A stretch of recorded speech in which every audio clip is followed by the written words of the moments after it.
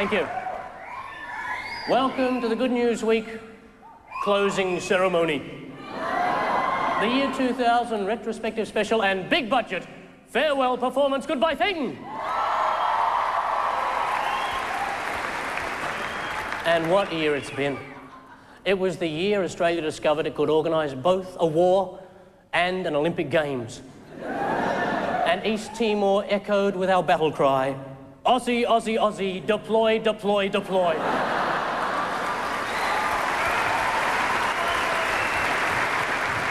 It was the year Kathy Freeman triumphed in the 400, but our relay team missed out when Sophie Gosper was given the first leg. It was the year thousands took part in the Reconciliation March, while thousands were spent on the Prime Minister's curtains, so he wouldn't have to look at it.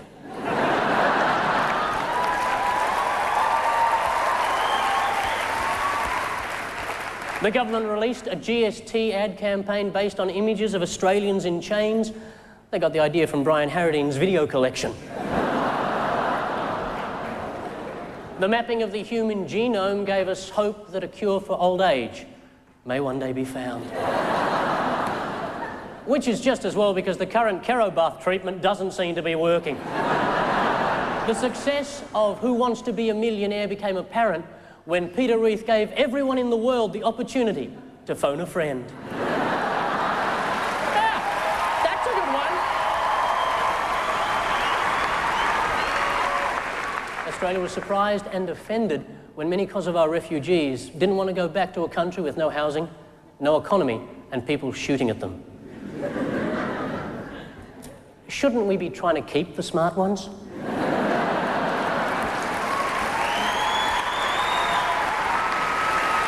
And the Aussie dollar reached the point where it really is worth the paper it's printed on.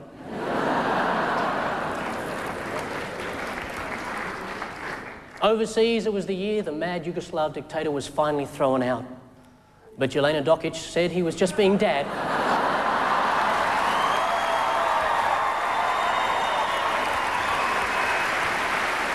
And he had every right to be at the US Open.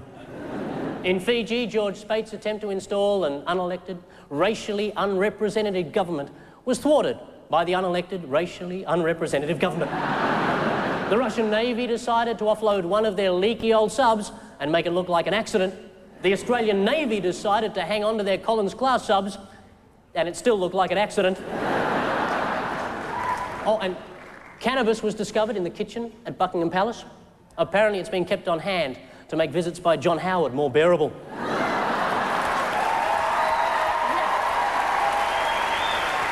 US President-elect George W. Bush admitted he was dumb. But then the last president to display any brains in Texas was John F. Kennedy.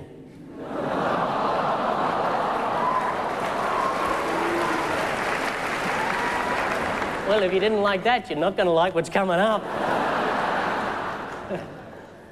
Barbara Cartland's habit of being made up to look like a corpse finally came in handy. Yeah.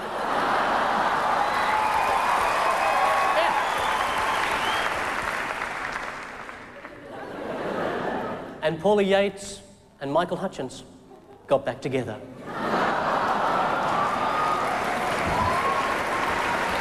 And that, ladies and gentlemen, is the good news.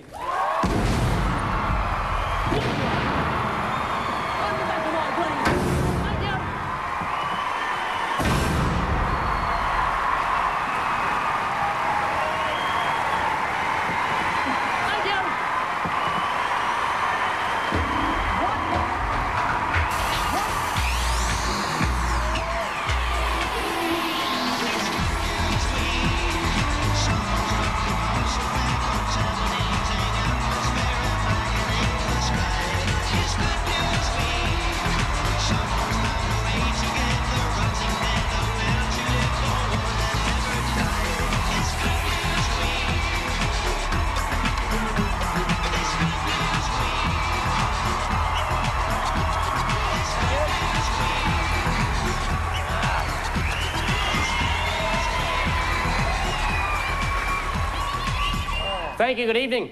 Tonight, before we rush back to obscurity, the master of the universe, Mr. Mikey Robbins. The eco-friendly bombshell, Senator Natasha Stott-Despoja. The naughty plaything, Rove McManus. And the tasty mouthful, Tanya Bulmer. And they're going to get drunk and fondle the queen of all media, Julie McCrossan.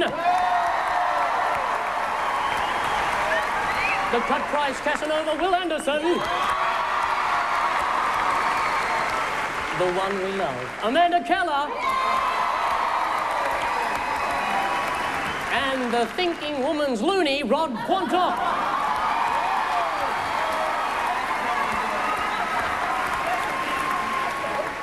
All right, the beginning of the end. Mikey, Natasha, Rove, Tanya. Yes. What's the story here? I don't know. A funny man with glasses. Oh, He's a Professor. Hey, big guy. Hey, fat rat. Okay, Paul, I admit, I was drunk, I went into a pet shop, I found a rat that I liked, and I'm now breeding fat rats. Yeah. Fat rat, this is not a Mel Colston story, is it? No. No. Yeah, Stick it to him, come on. I was just asking. they're doing research into obesity, and thanks for the phone call. And apparently they found out with rats that if you feed them a shitload of food, don't let them do any exercise, and give them beer, they get fat. No. Who knew? Do they also get rat-assed? No, they get human-assed. But they tend to get fatter as they get older, and so these scientists are trying to work out if there's a genetic component to guys getting beer guts in middle age. Yes, it's called beer. Yeah. And did you want to add anything to that, Tanya? I don't have a lot to say, so I'm just listening actively. She's just here to learn. I'm here like because the rest of us. I've got a good hairdo, that's all. I would have just liked to have seen them actually putting the beer into the rats with a little rat lying down on the table with a funnel in its mouth. As they, skull, skull, skull. Actually, no, the worst thing is, once the mouse has too much to drink, it always wants to get on the wheel, and that is bloody dangerous.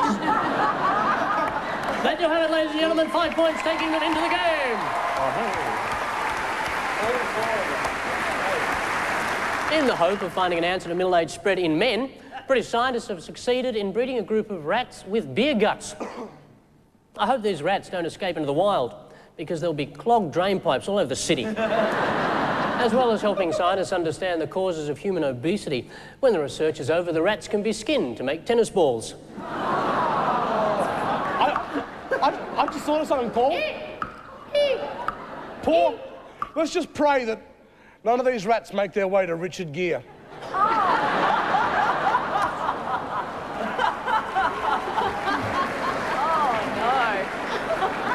Unfortunately, if the fatty ratty boombas lose weight too suddenly, their skin becomes very loose, and they look like scurrying scrotums.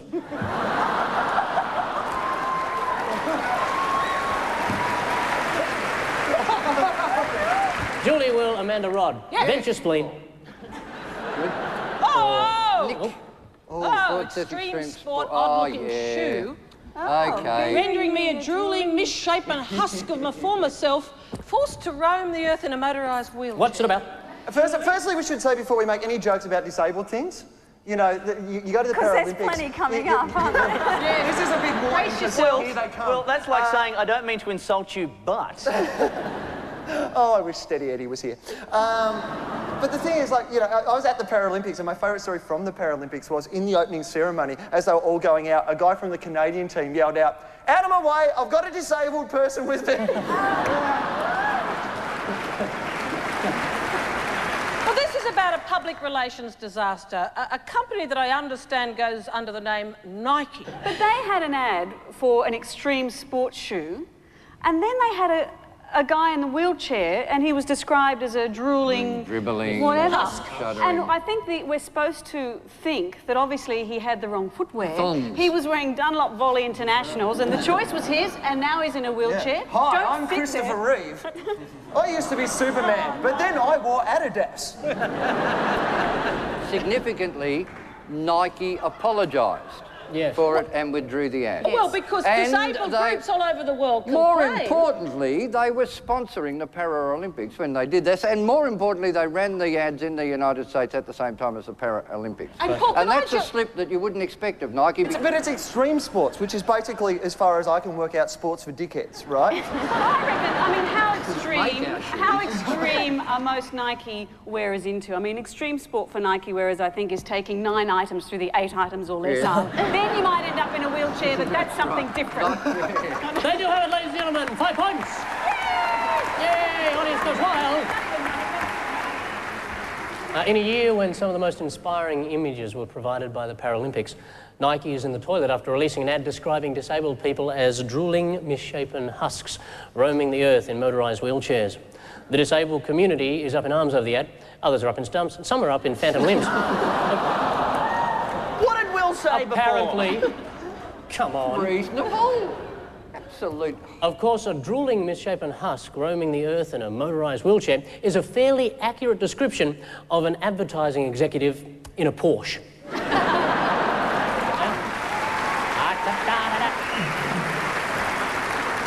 Nike also pointed out that they did sponsor the Paralympics, and as soon as they find a drooling, misshapen husk sports association, they'll be happy to sponsor that too. I believe it's called the NRL.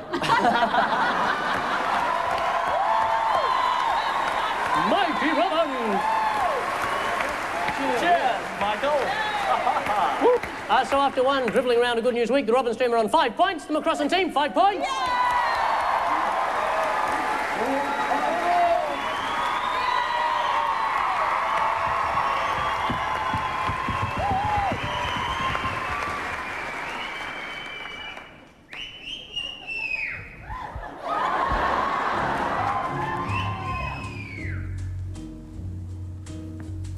And now, the end is near, and I will face that final curtain. Regrets? Oh, I've had a few. I regret that I once bit off more than I could chew, and I damn near choked to death. I regret that I threw in the towel and I couldn't dry myself. I regret once mistaking my Cocker Spaniel for a pajama bag.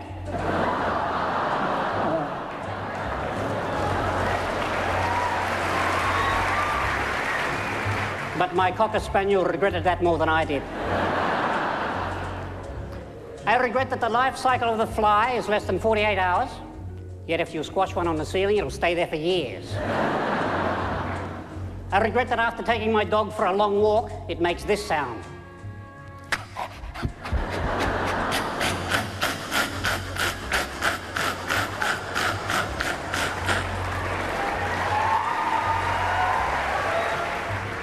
I regret doing that because I hurt my throat. Pauline Hanson's parents had sex.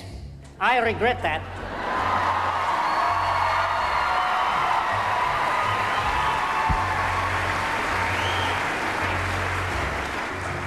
I regret that Good News Week went commercial.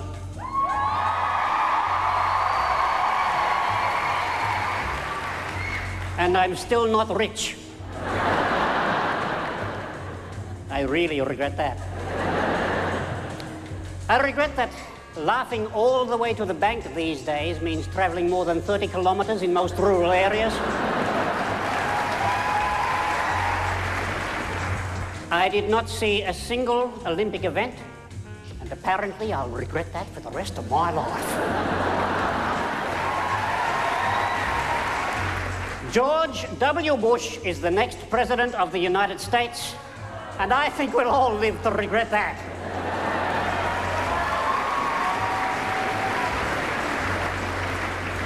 But through it all, when there was doubt, I ate it up and spat it out. Sorry, you've got doubt all over you now, excuse me. But more, much more than this. I did it for the money. And I don't regret that for a moment. It's a cruel world.